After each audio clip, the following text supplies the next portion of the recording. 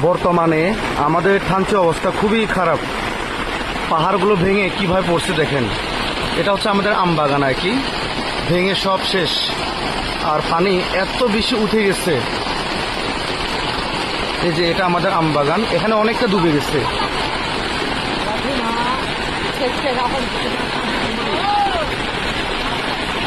এই যে সাঙ্গু নদী এদিকে, এখান থেকে পানি আসছে আর কি। বর্তমানে থানচি খুবই খারাপ অবস্থায়, পাহাড় ভেঙে ভেঙে শেষ। এটা আমাদের আম বাগান, পুরাটা ভেঙে শেষ ওই দিকে পর্যন্ত।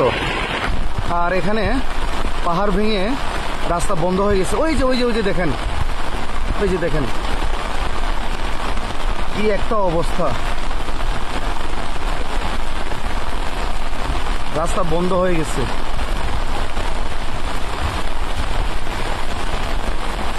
পাহাড় ভাঙতে ভাঙতে শেষ।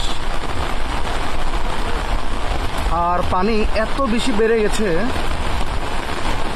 এটা হচ্ছে আপনার থানচি হয়ে বান্দরবান যাওয়ার পথে আর কি।